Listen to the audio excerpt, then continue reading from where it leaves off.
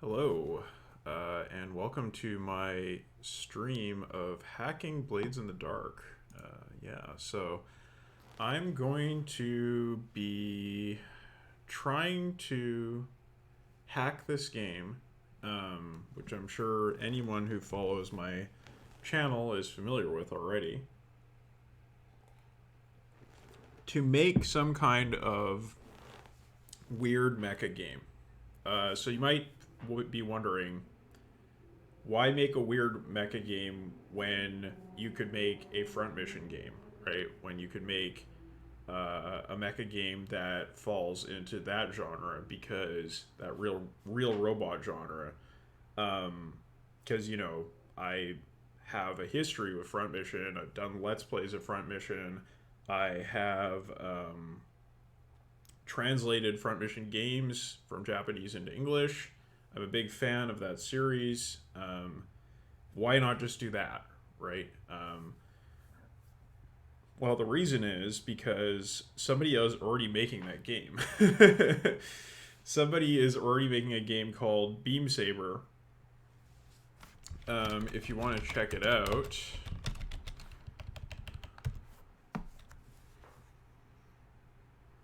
it's right here.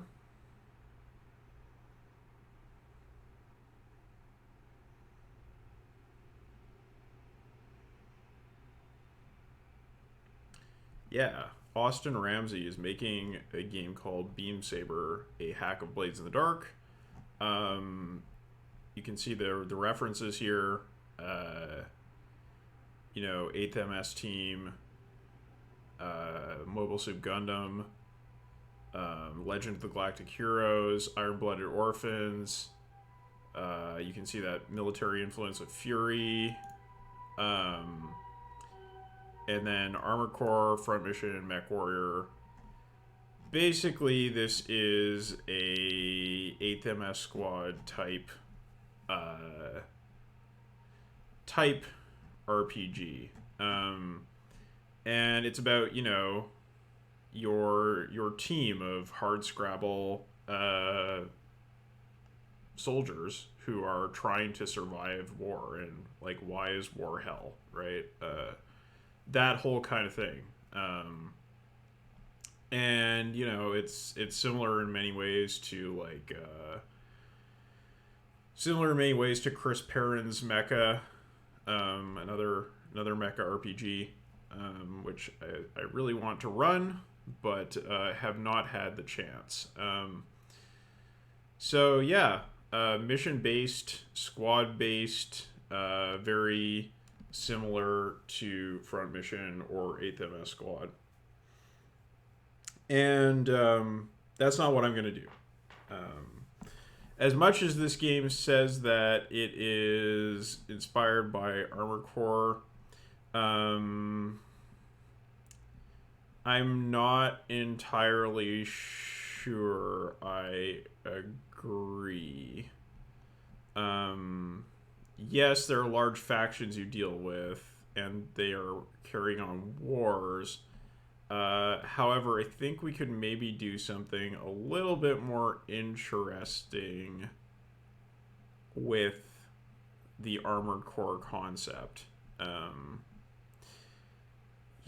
So let's just take a look here at what Beam Saber is doing, because it's fairly deep into development, and it is clearly in my wheelhouse. So let's see. GM goals, pretty similar to Blaze in the Dark. Nothing too interesting there. GM principles: be a fan of the pilots. Everything flow from the fiction. Address the pilots. Address the players. Fill the world with inequality. Okay, this is a little bit different. There are cities blasted to ruins because they're too close to the front, while other population centers less than 100 kilometers away only ever notice the war as troop movements and distant thunder. The poor are being conscripted to fight, while wealthy scions can avoid combat with the right donation. Populations survive on ration necessities, but the black market circumvents this for some. Where does the war creep in? Yeah, so super front mission, right? This is front mission as hell, or Gundam as hell, depending on what you want to say about it. Make the war the enemy, not the soldiers. Yeah, so this would be, you know, again, very Gundam. To some extent, that's a thing that a thing that the Front Mission series picked up and ran with. You know, very characteristic of that line of real robot anime. And it says, this war has been going on for a long time and is more devastating than any person could ever be. Show this by giving every NPC humanity. Everyone has someone they care for, whether it's because that makes survival easier or just more tolerable. Humanize individuals and make groups monstrous through cold calculations or dangerous acts of passion. Look to the 1914 Christmas truce for a moment when the soldiers fought the war and not each other. Make the war too big to defeat. The war affects multiple worlds and the star lanes in between. There are too many of their livelihoods and wealth tied up in the conflict. The best possible outcome would be to push the war out of sight so it could be out of mind, but most will have to settle for surviving until they can get out. Right. So I think, personally, that this is not Armored Core at all. This is 100% not what Armored Core is about. I don't want to do this. This is what I maybe would have done if I had designed a similar game. I think they're on the right track, but I don't think that's what we're gonna do here. So if this is a game about humanizing individuals, humanizing soldiers, I want to make an anti-humanist game. I think that's what Armored Core is about. So let's start there. So this is anti-humanist. And what does anti-humanism mean? Well, let's turn to our great sage, the Wikipedia. So anti-humanism. In social theory and philosophy, anti-humanism is a theory that is critical of traditional humanism and traditional ideas about humanity and the human condition. Central to anti-humanism is the view that concepts of human nature, man, or humanity should be rejected as historically relative or metaphysical. Yeah, so this is, you know, a long intellectual debate over humanism or its opposite, whether we should actually be interested in humanism, in valorizing what makes us human, in putting the human at the center of reality. Those would all be sort of like humanist ideas, right? You want to develop as a person. You want to realize your telos as an individual, your capacity for learning, your capacity for creativity. That's what makes us great, and that's what makes life worth living. That is kind of, you know, humanist ideology. But I don't think that is what Armored Core is about. Yeah. So let's think a little bit about that. So anti-humanist, which is to say, don't put characters' humanity at the center. It is to say, let's do this a little bit more cleanly.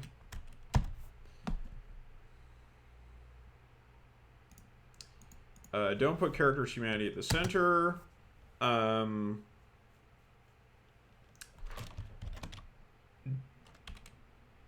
don't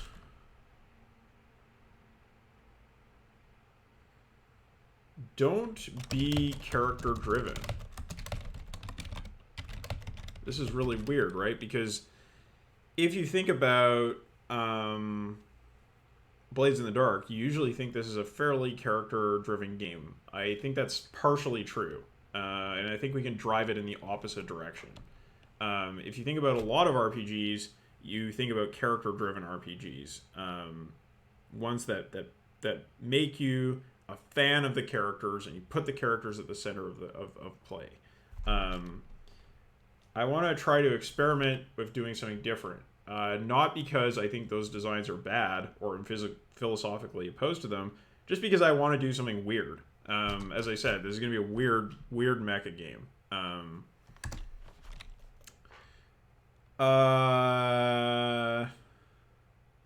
What else shall we say here? So, like, decenter the narrative. Yeah. Okay, well, those are some ideas there for anti-humanism. I don't want to get into a philosophical rabbit hole, but you know, this is just brainstorming. Okay, so next, Armored Core. Let's talk about Armored Core. What's Armored Core about? It is about it's cyberpunk. It is post-apocalyptic.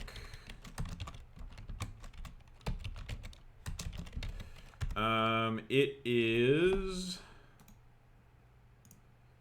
generally about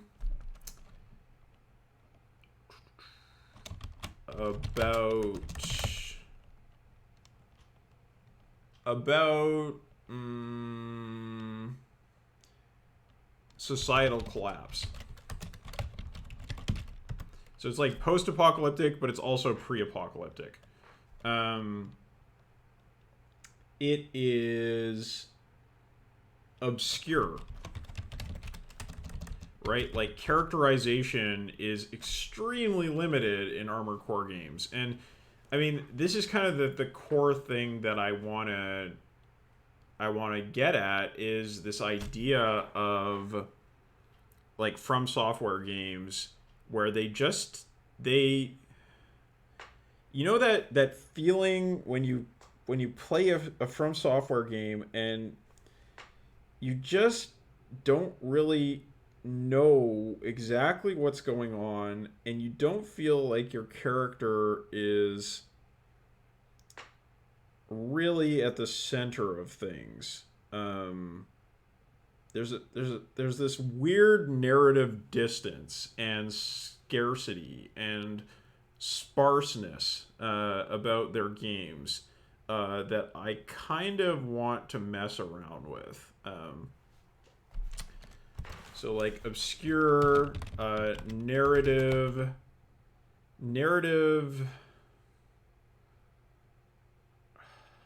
sparseness. What else? They're about giant robots, obviously. They're about mercenaries.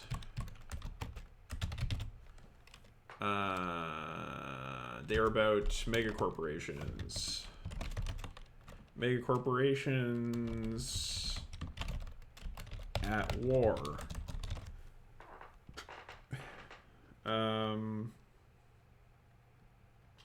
Okay. Interesting. All right. Now, let's continue here.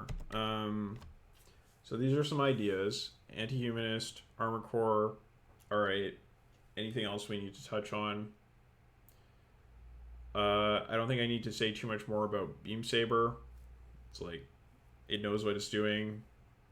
That's great. I want to do something different. I don't want to make the same game. I don't want to be in the position of Karma in the Dark versus Runners in the Shadows, right? Like, I never know which of those two games to recommend to people because they're both trying to do exactly the same thing. And the only way I can really choose one or the over the other is to playtest the hell out of both of them. But I don't really have time for that. Anyway, which Shadowrun hack to recommend to someone is a game or is a subject that I could just go on and on about because I've played a lot of games that are trying to adapt the Shadowrun fiction for a different rule system, and I don't know what the best choice is. It's just there's so many out there. You ask the question which is like the best replacement for Shadowrun, and you're gonna get like 20 answers from people. Yeah. So that's also Cyberpunk, but we're gonna keep going here.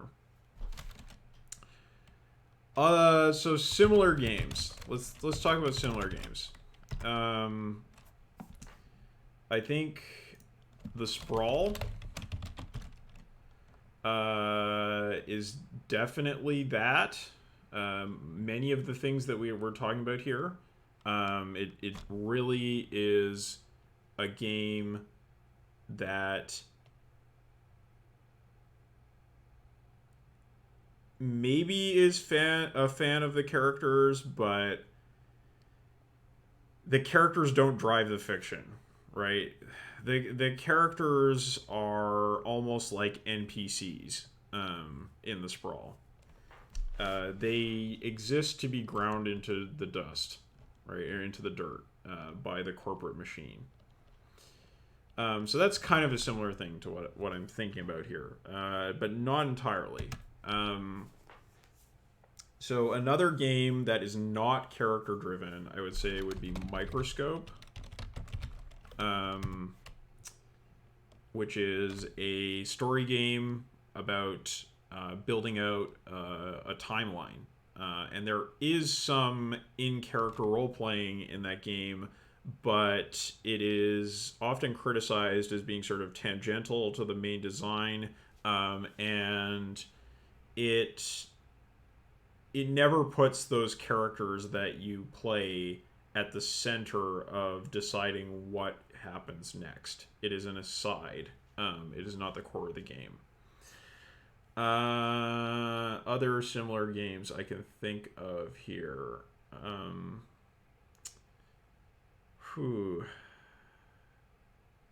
Maybe Legacy?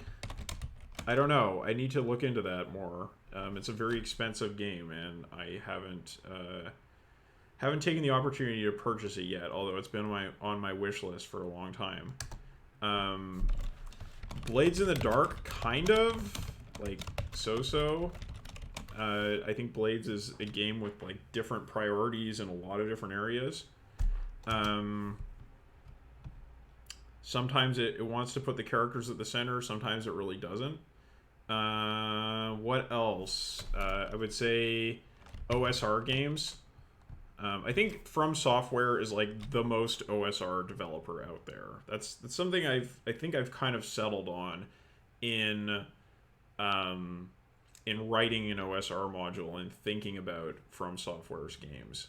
Tenchu is a little bit different, but Kingsfield, the Soul series, Armored Core.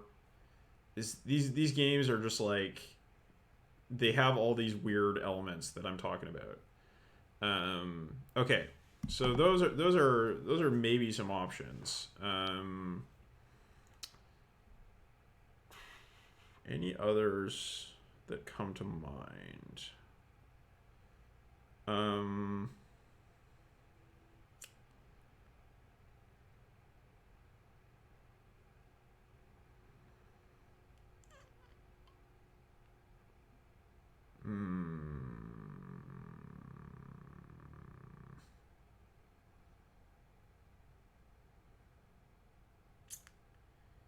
No, I think that's about it as far as tabletop RPGs go. So we'll carry on from there. All right. So let's maybe do a cats for this game. I think that's a good place to start. So cats, which is the concept, the aim, the tone, and the subject matter. Okay. Let's look at some cats documents I've written, just because I always sort of have a hard time when I sit down to write these things to really grasp what I'm aiming for. What do each of these things mean individually? Okay. Right. So the aim and the concept. This is for campaign. Let's see if I can find.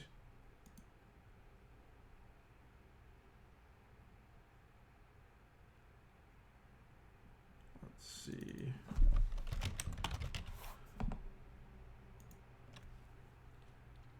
I think I wrote a cats up for this game and it was pretty successful. Yeah. Okay, so concept, aim, tone, subject matter.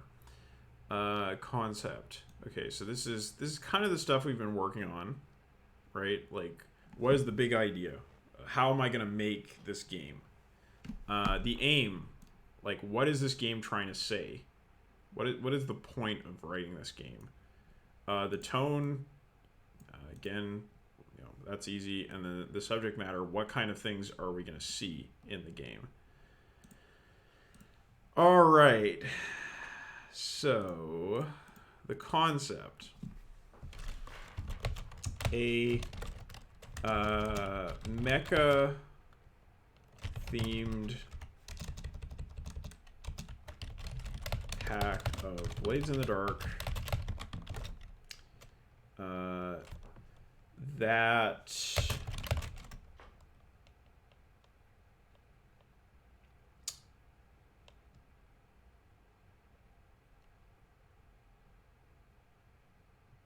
aims to portray. Is that already getting into subject matter? I think that's already getting into subject matter. Yeah. No, we want to hit this at the more abstract, more conceptual level, not what it's about. So, mecha theme hack of Blades in the Dark that removes PC centrality and I think another thing I really want to do here is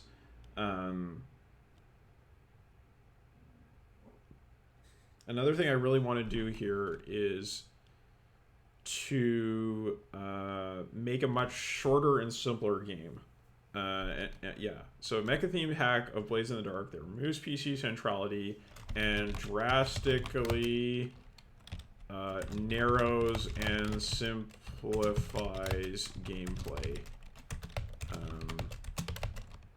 The game will remove the campaign focus of Blades and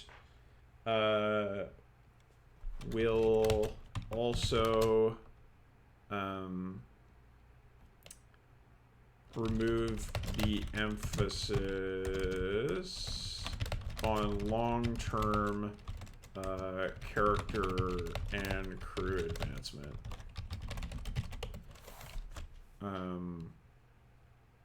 Another thing I wanted to say, the game will also take cues from story games in doing scene framing and focus on the importance of free play. Okay. Aim. What is our aim here? What is aim all about?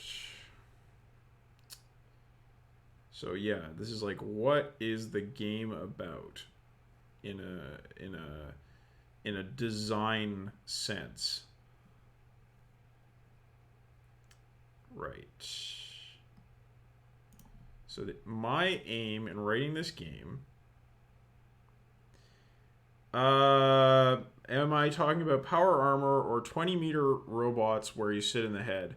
In the case of Armored Core, you're definitely talking about the big robots. I don't know yet which of those is more interesting to me. Yeah, they range in scale in Armored Core from moderately sized to very large, but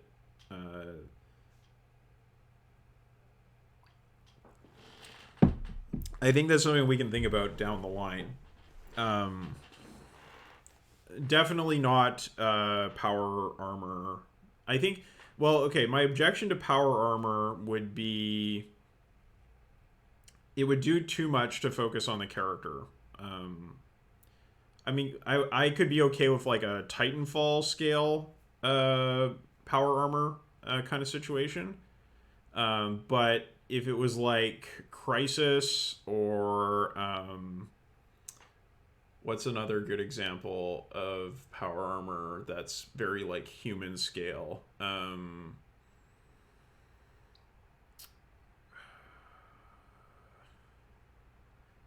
Iron Man. Oh, oh yeah. No, there's not going to be any interstellar travel or interplanetary travel in this game. I think this is yeah, so I like the thing in Armored Core where you are very like there's a hub for humanity and you're just you're stuck on the earth. The environment is at the verge of complete collapse, uh, and you can't like getting out or moving to another planet is not an option, or at least not an option without a very large cost. Because in Armored Core 4 Answer, one of the endings is that yeah, the humanity gets um, into space, but millions of people die in the process. It's similar to Blades in the sense that your movement is constrained and the world is kind of small. So I think that will work well together. Yeah, yeah.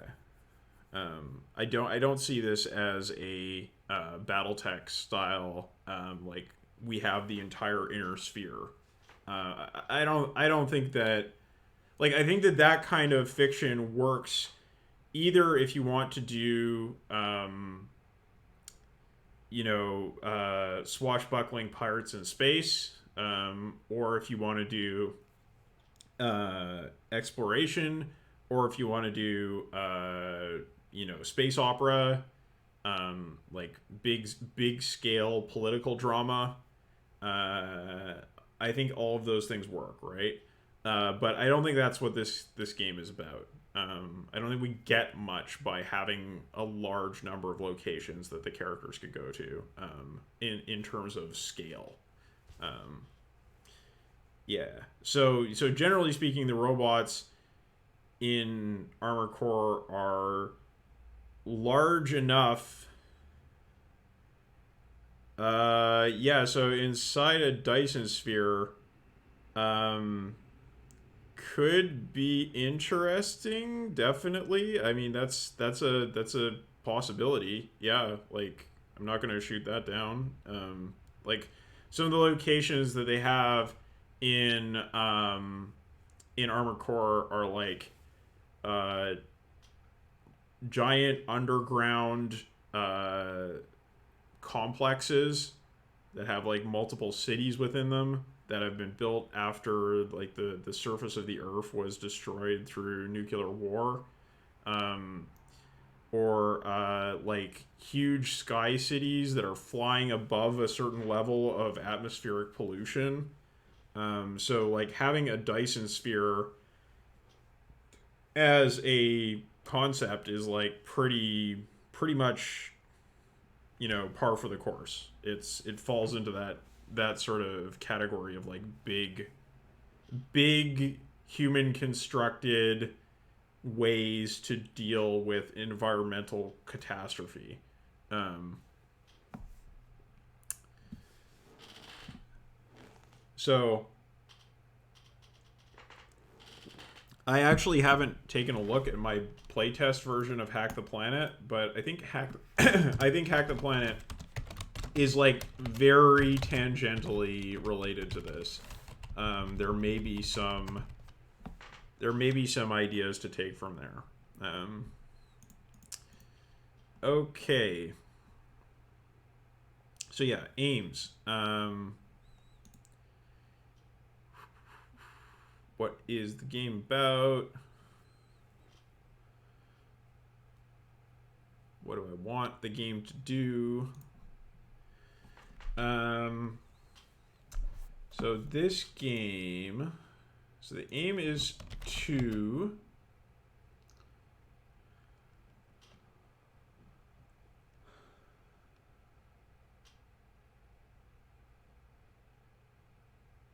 so I would say to create a world. No. To create a narrative experience that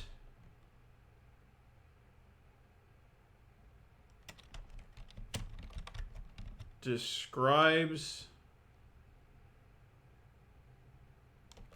a harrowing setting at a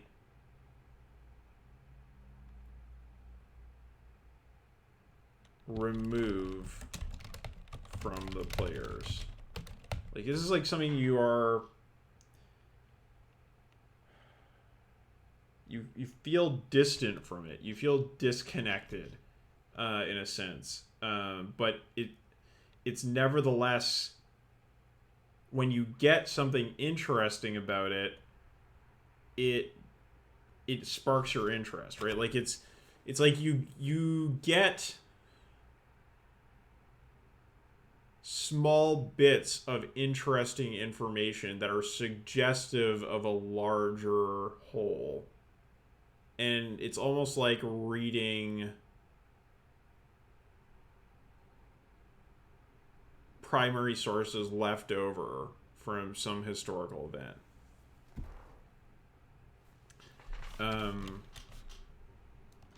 To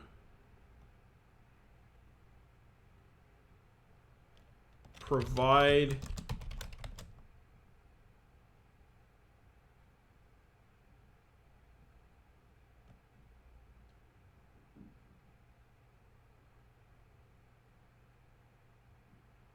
incomplete but compelling information to the players.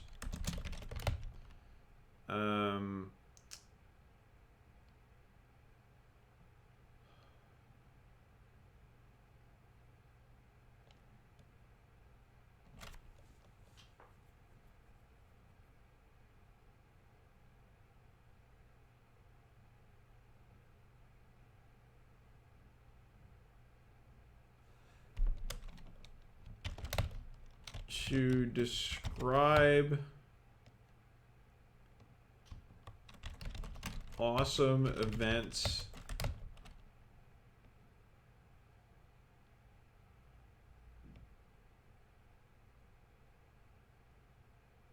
in a muted way.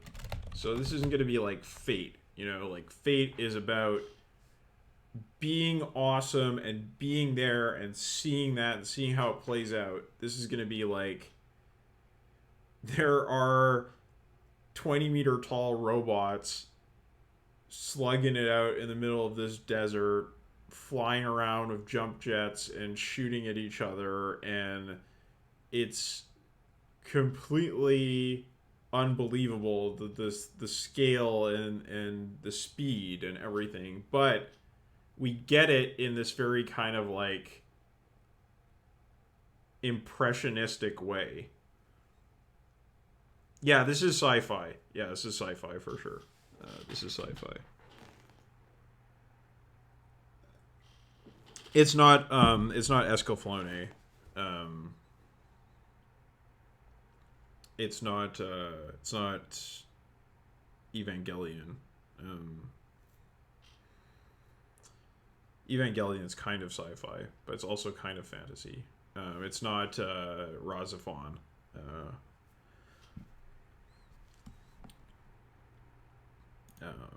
but yeah, the technology is of human making. I wish I could. You know, you can just go look up the trailer for Armor Core 5 on YouTube, and you'll get a pretty good sense of what sort of world this is. Um, that is one of the best video game trailers ever made. Well, I mean the intro cinematic, not the actual gameplay trailers or the game itself, but damn, that is a good intro movie. Um, okay, the tone. Well, this kind of falls. This falls under tone, right? This is tone stuff.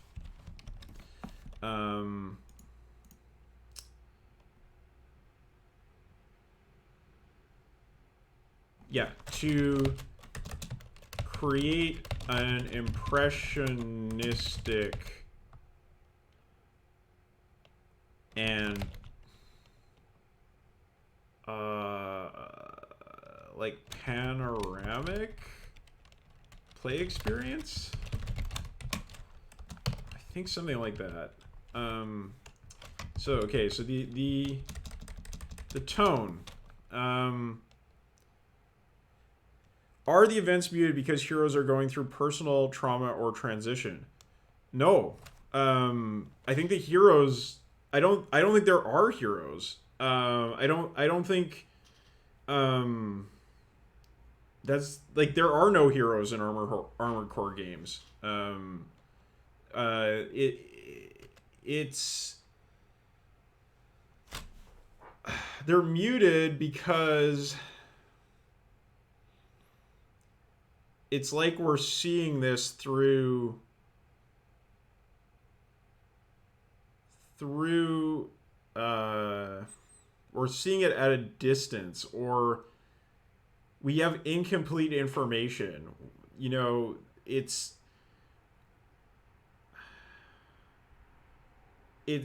kind of like your mind is consciously aware of how intense the things that are happening must be, but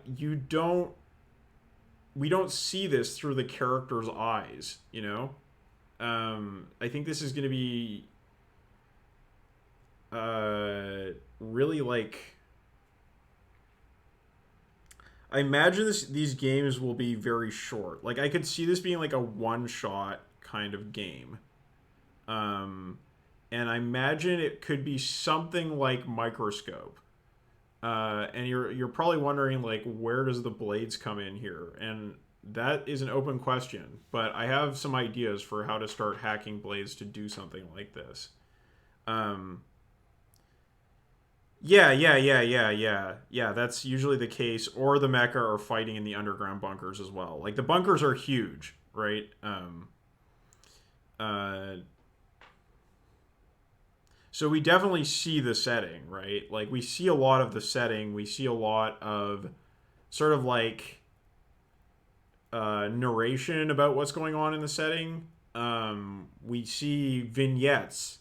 Uh, we don't see a lot of character scenes, right? We don't.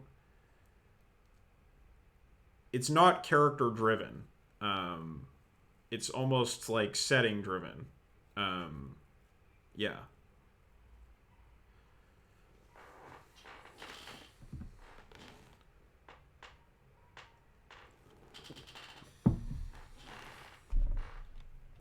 So the tone.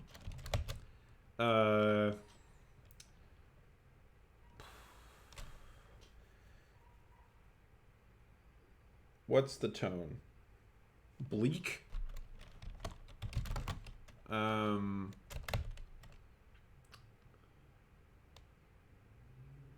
Muted?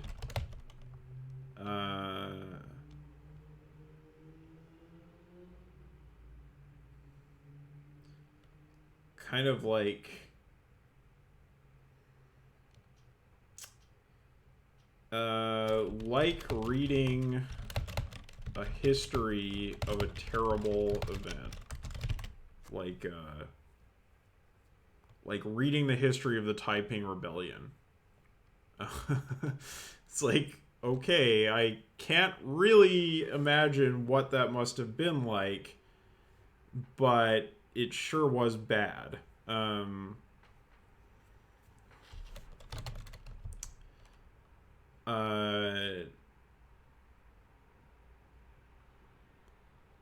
Yeah. That's where I'm at with the tone right now.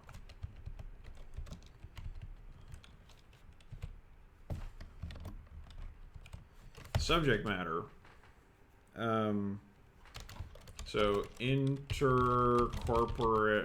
corporate warfare, social collapse,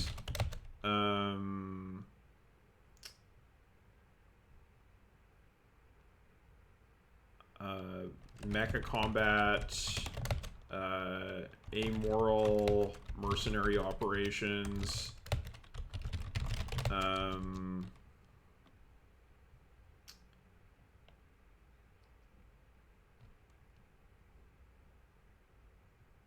environmental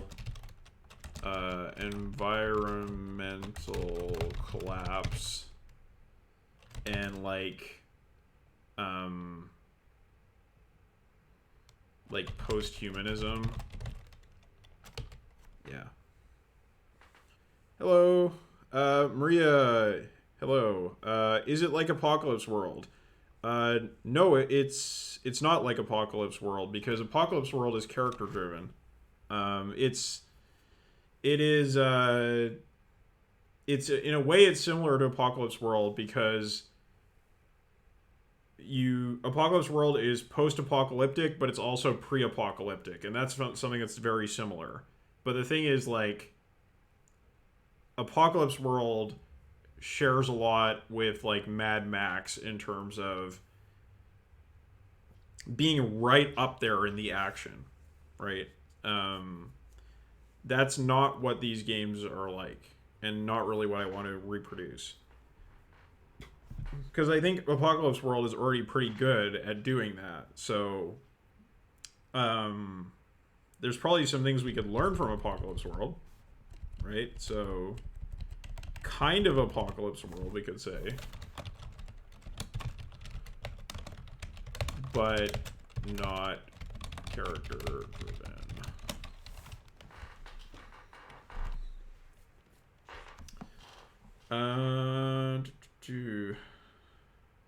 Okay. I think that's starting to be something. So let's talk a little bit about how we can hack Blades in the Dark. The opposite of firebrands. In a way, yes. Yeah, in a way it is. Yeah, and I want to talk about firebrands, because I think that firebrands may be instructive.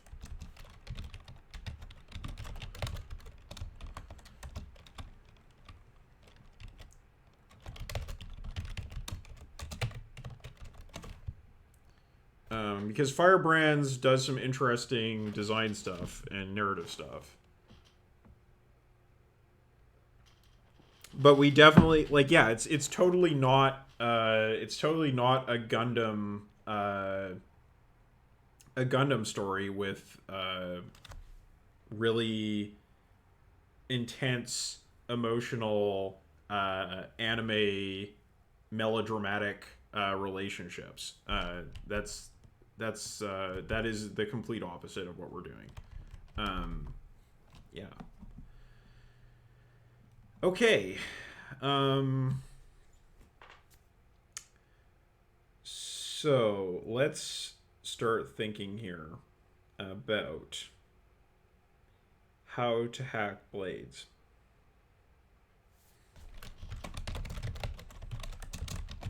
Okay, first of all, question. Should this be a two-player game?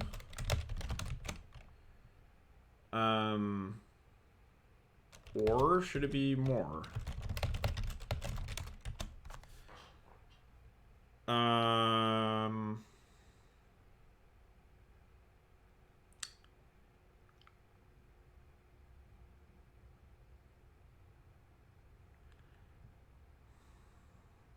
So here's the thing about microscope, which I don't know. You get something out of microscope by having a lot of people at the table, but there's also a problem in some games of microscope I've been in about waiting for your turn. And I think that a lot of those problems could be ameliorated by not having by only having two players instead of having more.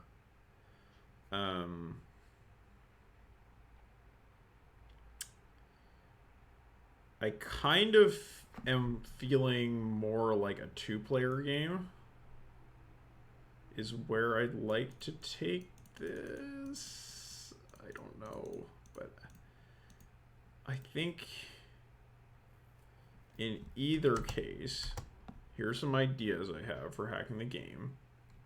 So first of all, characters. Characters are going to be mostly randomly generated, like an OSR game. So for example, I would say a good example would be like Funnel World, or Freebooters, I think does this as well.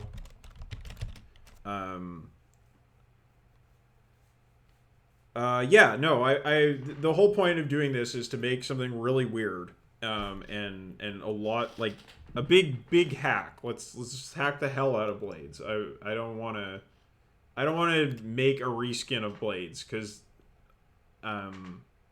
this is just for fun. This is just an exercise in seeing what kind of weird thing we can make. So yeah, so playbooks, so no playbooks. There are no playbooks.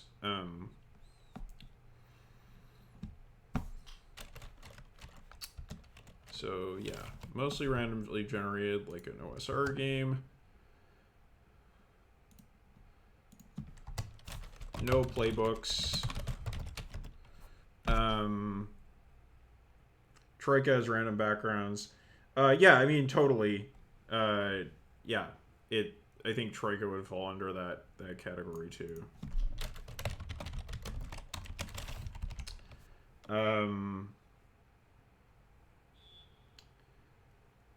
Other things about characters.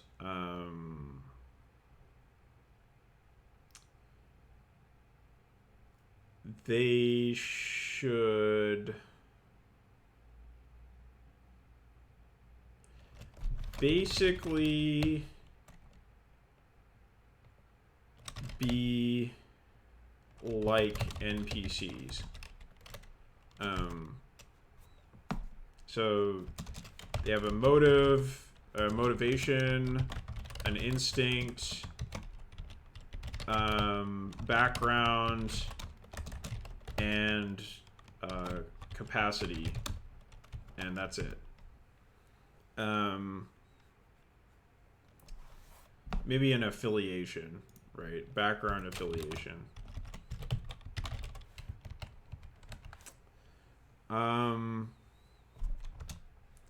Okay. Good.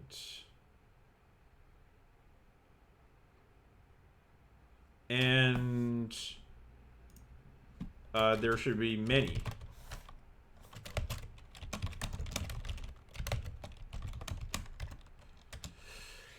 Okay. Another thing. Crew.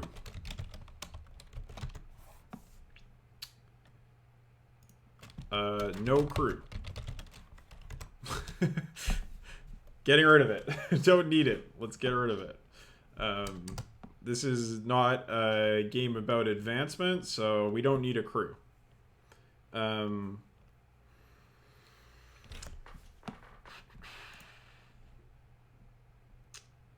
So let's see what else we can cut.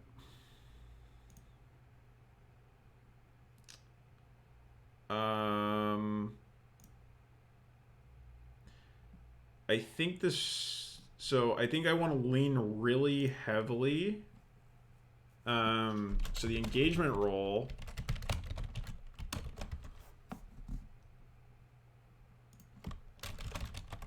Lean heavily on this. I want to develop this. Develop it.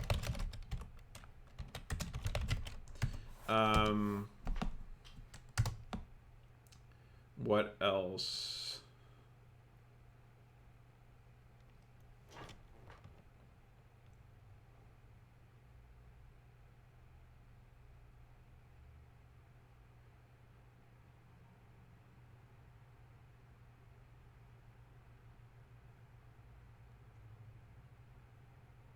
I think downtime activities...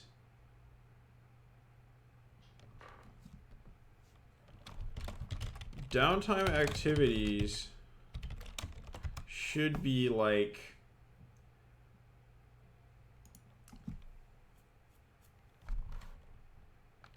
almost like entanglement driven. I don't think there's like a lot of like not strategic, maybe. I don't think there's a lot of strategizing we'll do here. I want to see scenes that fall out of the consequences of missions, but I don't really want to see like a lot of strategizing about how to restore stress or that kind of thing.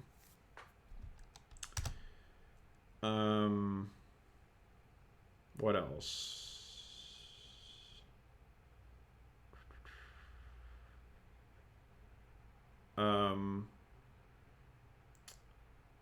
Stress.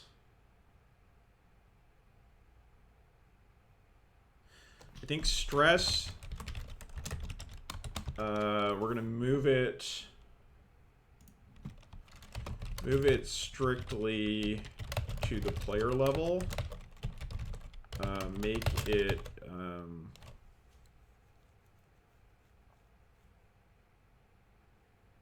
Make it clearly a meta mechanic. So this is not something that is like justified as part of a character. This is a currency that the player can spend to adjust the meta narrative.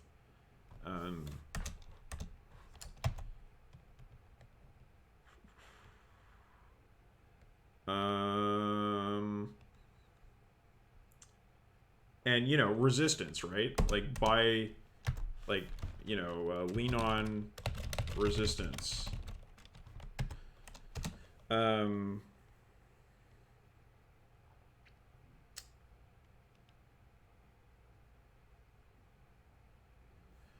The action roll. My main question with the action roll is, what do we do with actions? Right? Like, because I think the setting position and effect is still a useful exercise, but I'm not so sure about what replaces actions in this game.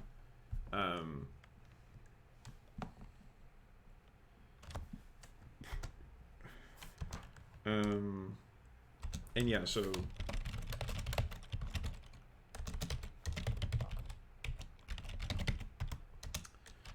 scores. I think that scores go to missions, and I want like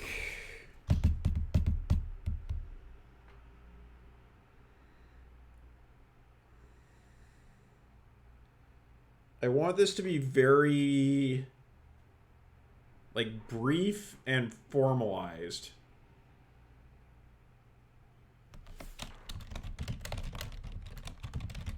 I don't want this to be about I don't want to spend a whole session on a mission. Like missions in Armored Core are very, very short. And I want to kind of stick with that idea. I think that most of the time in play is going to be spent in free play, and to some extent in downtime. But it's going to be more like more like Night Witches.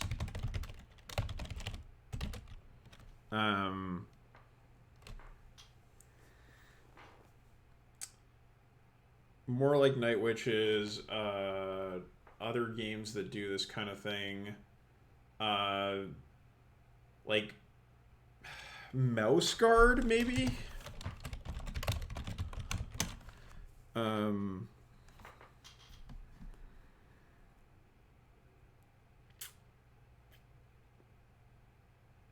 Let's just take a quick look at Firebrands here.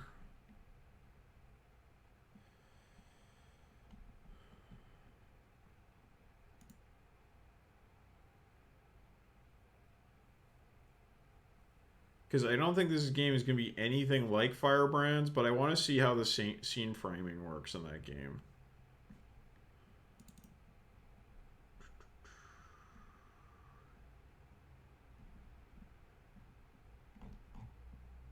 Where'd that go?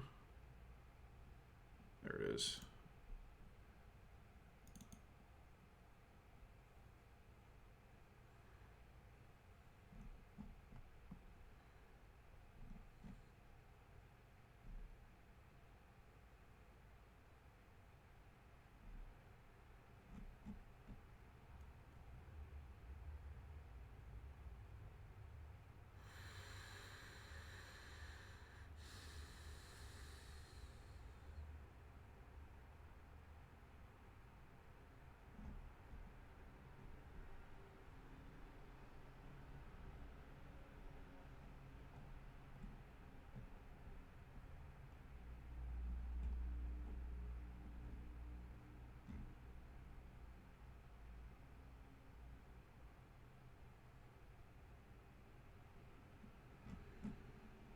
So this is, yeah, okay, so you're basically reading through a script.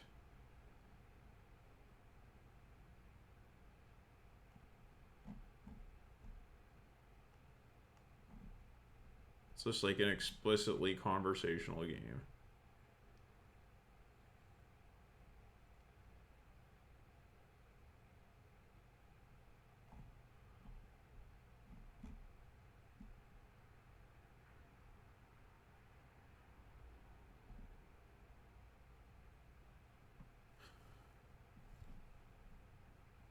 So I don't think that's of any use to us.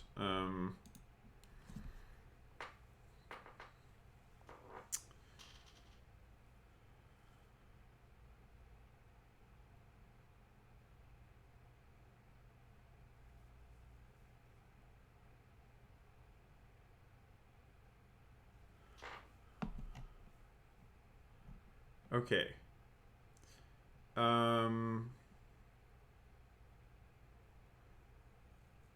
What else? The factions. Factions, still really important. Factions and tier. These are very important. Track game progress.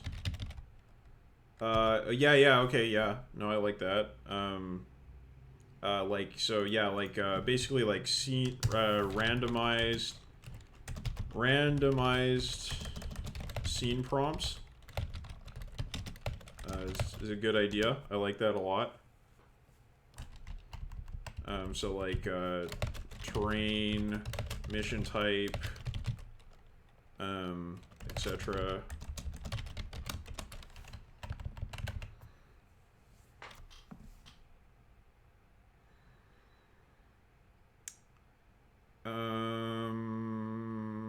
There should be some kind of doomsday clock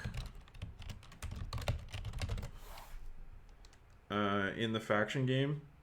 How can you track tier without a crew? Factions have tier. Factions have tier.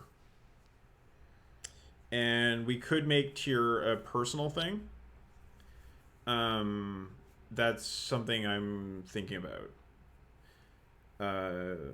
Because tier has tier is related to effect determination, and tier is related to making roles as a faction outside of its relationship to the crew.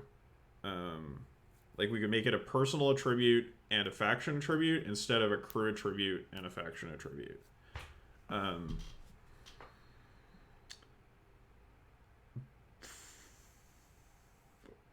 But I'm not sure if characters are important enough to have a tier. I think they might be. I think I kind of like that, actually. So each character gets a tier. Functions like hit dice in OSR games.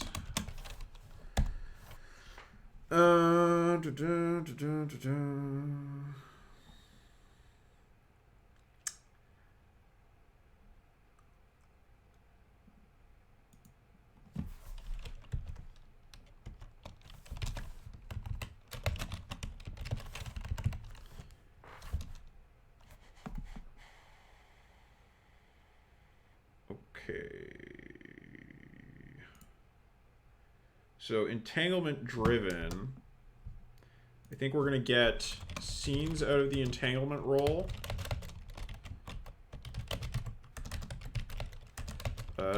Probably, what if the mech has tiers? So the faction puts forth a mech on a mission, but that mech may have gone through 6 pilots in the last year.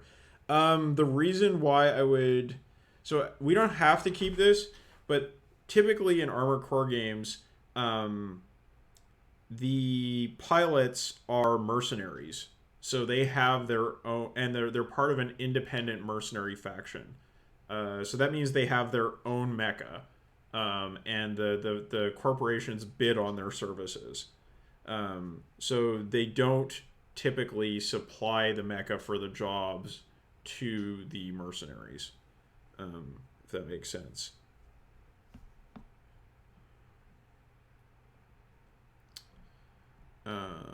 So characters should have a mech.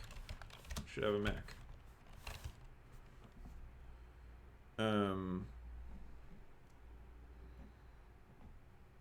Because it's their property as a merc.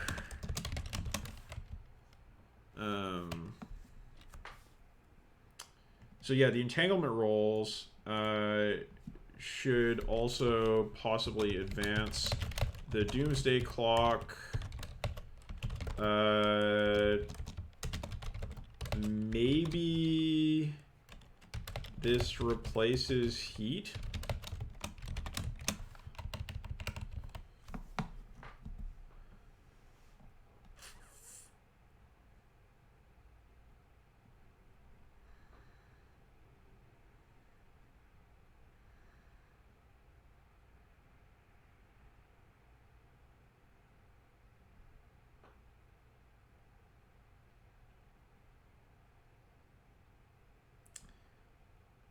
So I think like we could still see acquire asset could be a thing.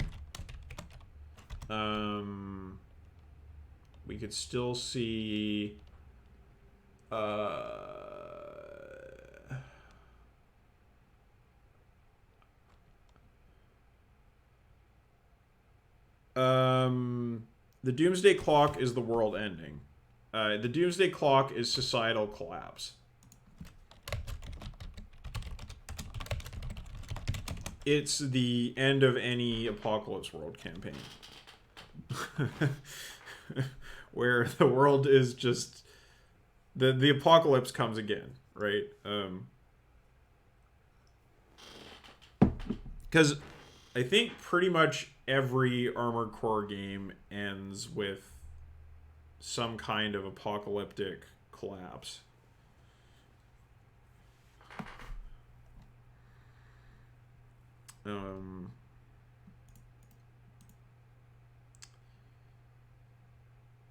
What else could we still use here?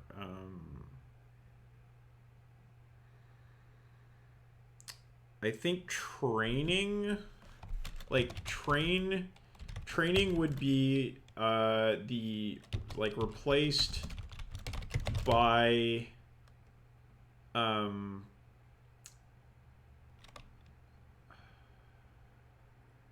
fighting in the Merc arena, because that's like a key thing about Armored Core. So then there would be a fortune roll involved, or an action roll involved, and that might help your tier.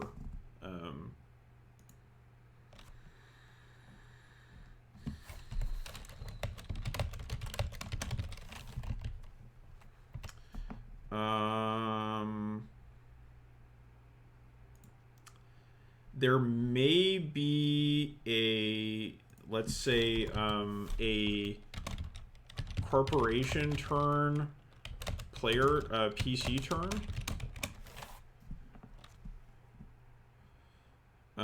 In the downtime activities.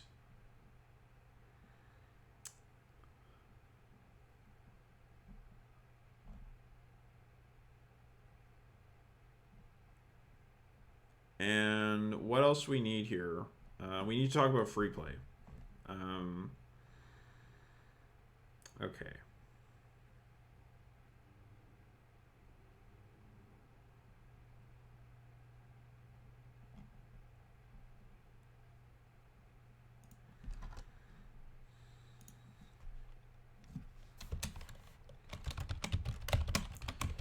So what is going to happen in free play? So normally free play is about character development and general purpose decision making.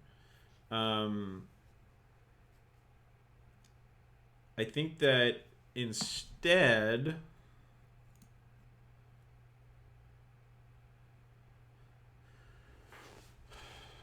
like, I want to see like scene painting.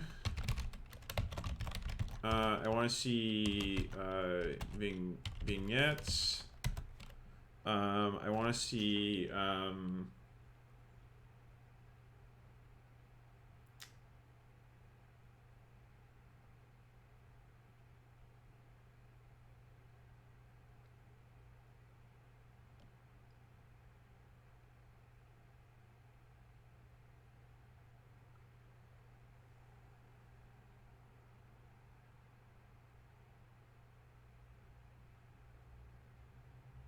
maybe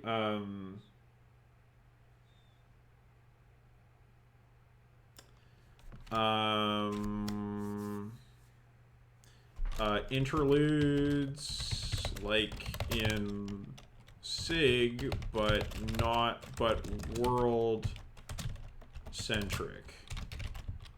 So like the GM facing interludes there.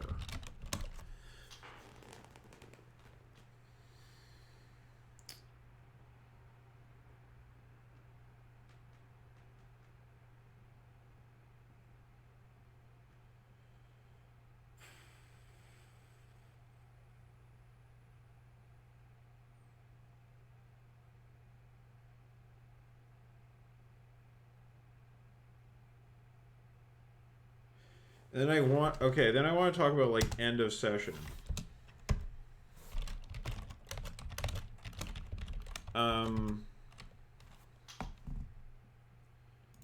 End of session, I don't think we do XP.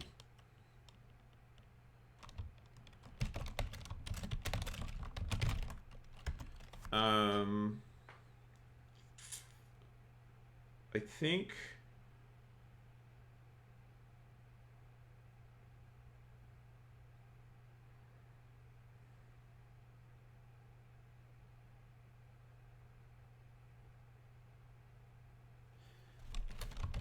each player writes a line about something world significant that happened in the session in a shared journal.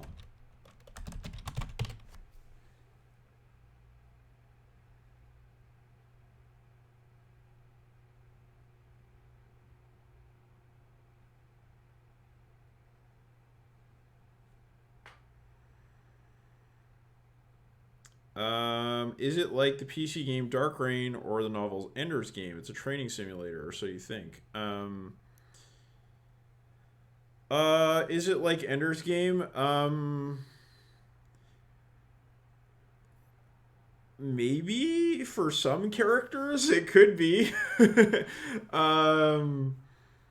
I think most of the pilots in these games are pretty cognizant of what's going on. They're just acting as mercenaries and trying to do the best they can to advance their goals. But I could totally see that being like like a randomly generated PC concept, which is pretty cool. So like, let's look at Armored Core 4 answer arena. Does the journal have a mechanical benefit? That is kind of what I'm interested in right now. Yes.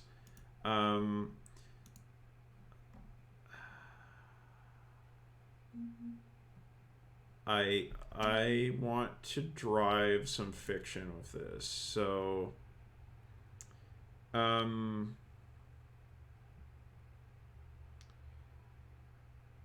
I think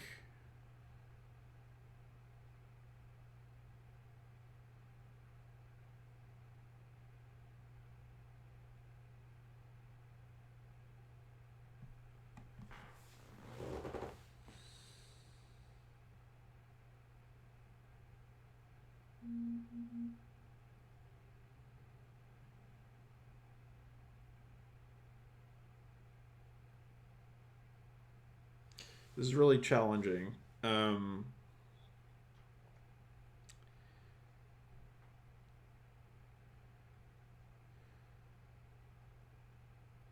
So when I did Dragons and Travelers Tales, I didn't include a mechanical, or I included a minor mechanical benefit for writing this kind of thing, but it was something that only some players did, not all the players. And I don't really want it to be like the other players judge the quality of the line that each person wrote.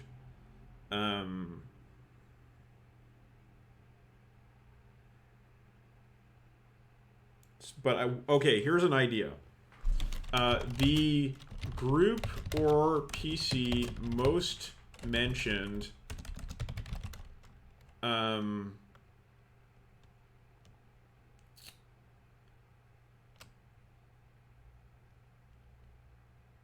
the journal in some way affect choices for the next game, either mission type or character development? Yeah, that's kind of what I'm thinking about. So like the group or PC most mentioned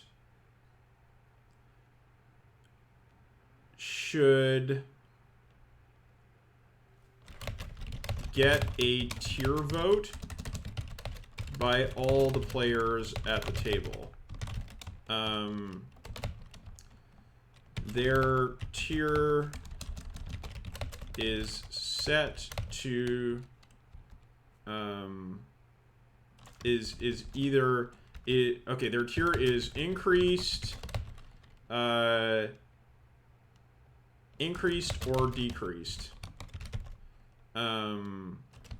Then the first, okay, yeah. The first scene in the next session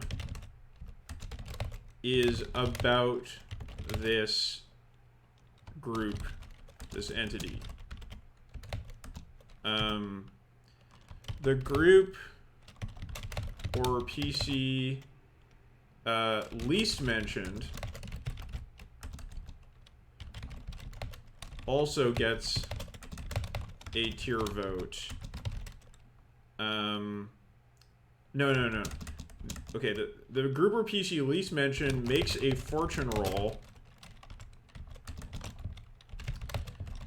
to see if their tier goes up or down, and the second scene is about them, or they must appear in the first scene, or be the focus of the second scene. What does that sound like to you? Does that make sense? So then it's like we're pushing them up the stack so that the groups that we didn't mention get mentioned in the next session.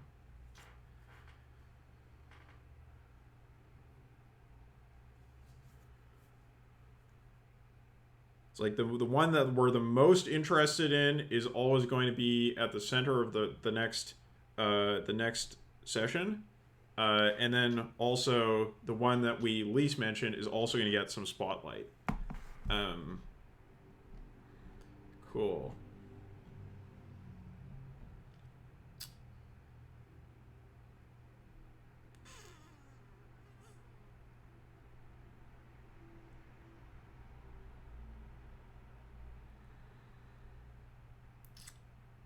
And let's talk about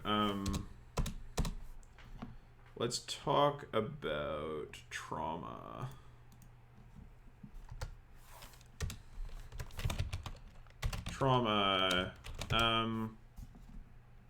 I think there's only 3 states, so you can have no trauma, injured, or dead.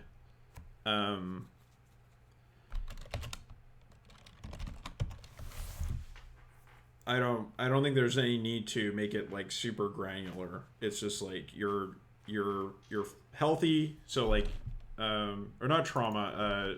This is harm. So this would be healthy, injured, or dead. That's it. Don't need anything more than that.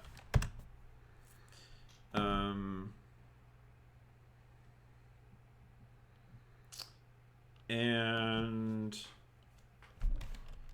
the next thing would be trauma, which could be really interesting because this is a player level thing. So I should move this down to by stress.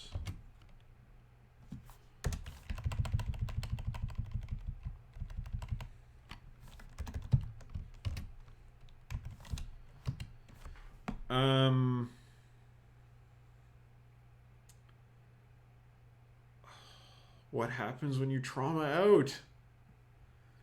Something really bad. Our Lord is traumatized. Yeah. Okay, here's what happens. So if you take trauma,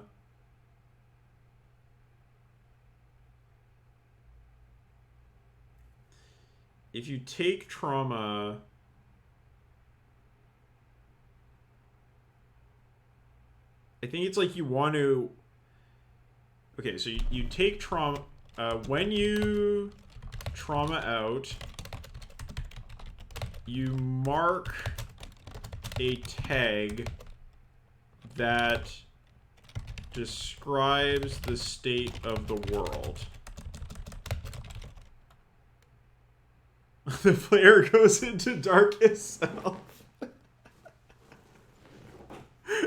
Oh no.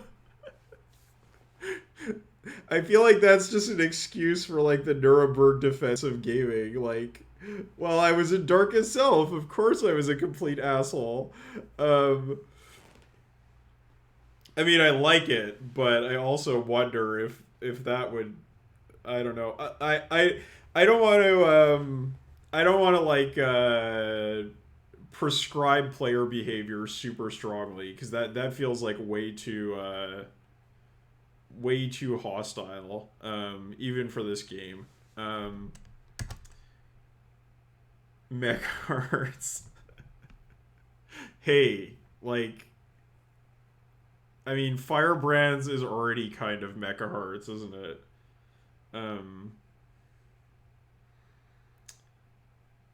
Okay, so when you trauma out, you mark a tag that describes the state of the world, and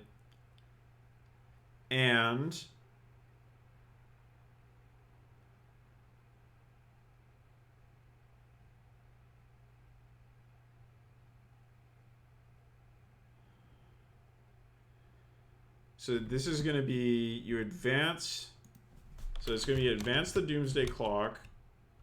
No. No, it's when, okay, not when you trauma out, when you stress out. And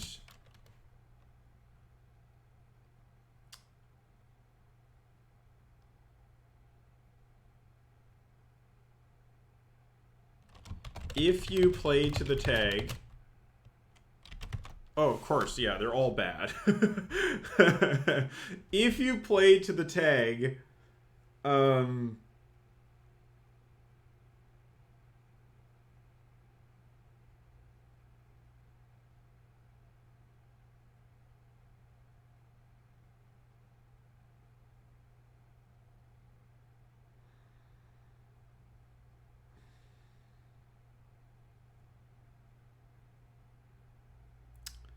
you don't trauma out, you just give the world more conditions. I think when you trauma out, you like, you are going to get to dictate a scene, and then also you're going to advance the Doomsday Clock by a significant amount. Yeah. And so that's going to push the game closer to endgame. So if you play to the tag,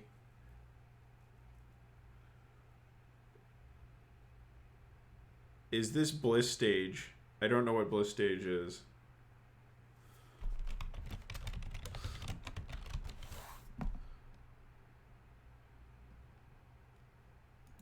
Kind of, I guess.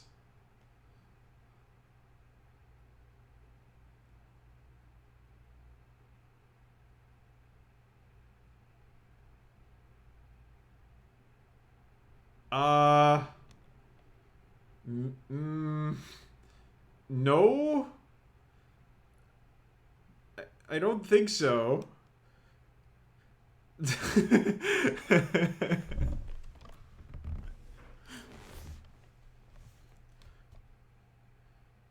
Yeah, I don't think this game is about sex. And I also don't think that it's about fighting together against an enemy. Oh. When you bliss out, shit gets worse. Oh, yeah. When you bliss out, shit gets worse for sure. Yeah, totally. That is exactly what happens, yes. So I think these, if anyone plays to the tag, I don't think they get XP, but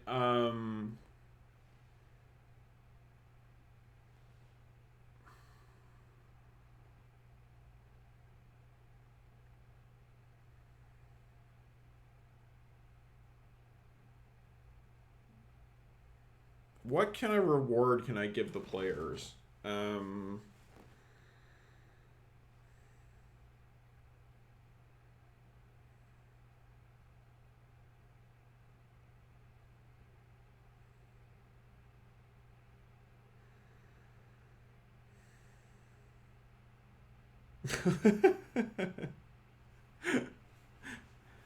Well, I mean, that sounds interesting at least. I'll say that.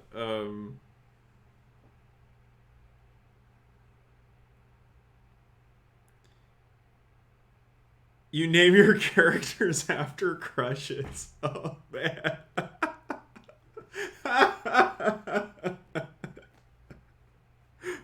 Oh, I love that. That's so good. I mean, obviously, like, massive X card territory, but still, it's pretty funny. It's pretty intense.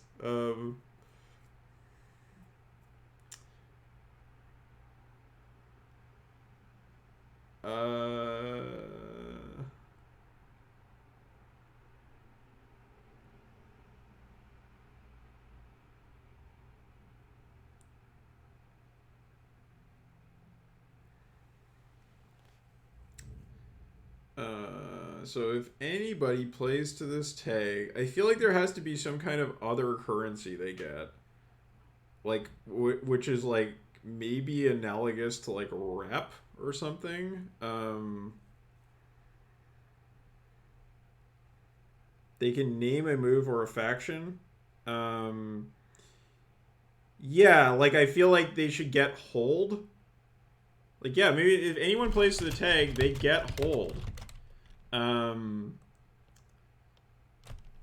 and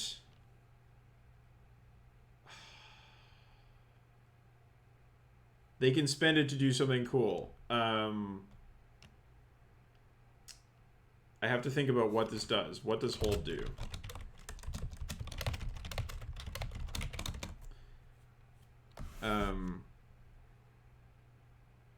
Yeah, and if you when you trauma out,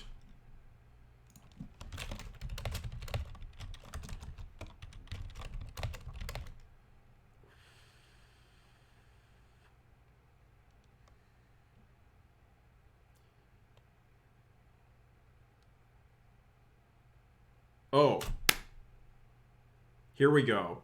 When you trauma out, remove a faction from the game and describe how their destruction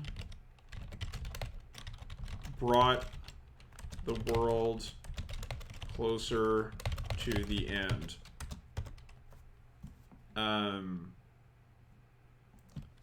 Then advance the doomsday clock.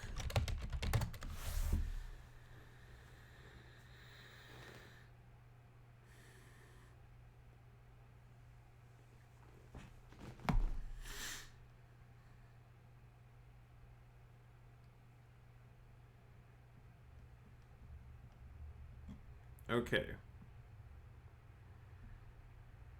Cool. Well, I think this is a pretty good start.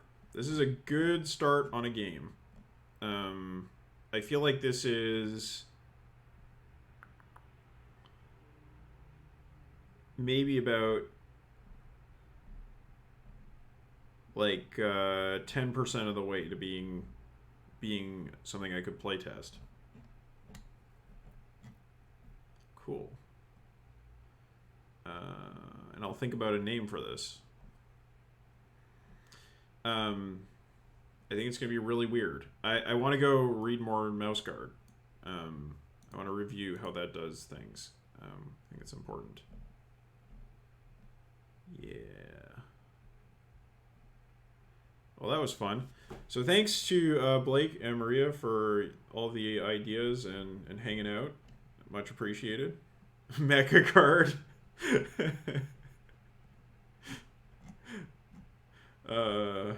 Yeah, they're led by Gwendamech. They fight the fight the weasel mecha guard. I don't know. Anyway, I'm gonna leave it on that point. So thanks for people, or thanks to people who watched. I will be back in the near future with my second, this part 2 of my review of Blaze in the Dark. So I will see you then.